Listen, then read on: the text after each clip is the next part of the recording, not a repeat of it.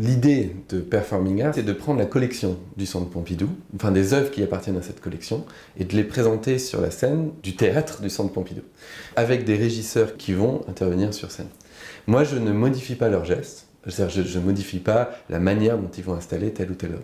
Ce que je fais, c'est que je choisis les œuvres en partie d'après les gestes qu'elles déclenchent, les gestes qu'elles supposent, en partie d'après le fait de les montrer sur scène, qu'est-ce que ça modifie sur la perception de l'œuvre. Et surtout, il y a l'ordre dans lequel arrivent les œuvres et les ensembles qu'elles vont créer. Moi, je voulais que ce soit avec des régisseurs parce que je voulais aussi ce côté réel de ce savoir-faire. Et donc, il y a une beauté de ces gestes, du soin, de la délicatesse, de la précision. Si on avait appris à des danseurs à faire ça, il y aurait eu quelque chose de quand même d'un peu emprunté, je pense, dans leurs gestes, dans leur démarche.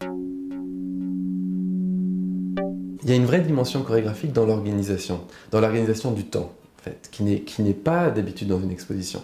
Quelle œuvre on amène à quel moment, qui est disponible pour déballer, pour préparer telle caisse derrière pour revenir vers l'avant. Et là, j'ai pu utiliser un savoir-faire chorégraphique que j'utilise d'habitude avec des mouvements de danse, en fait.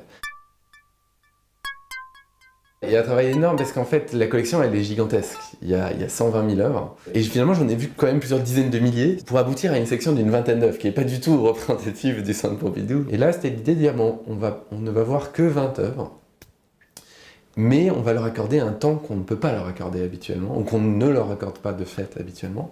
Et ça va donner la chance aux œuvres et à la démarche de l'artiste d'avoir un impact qui est autre.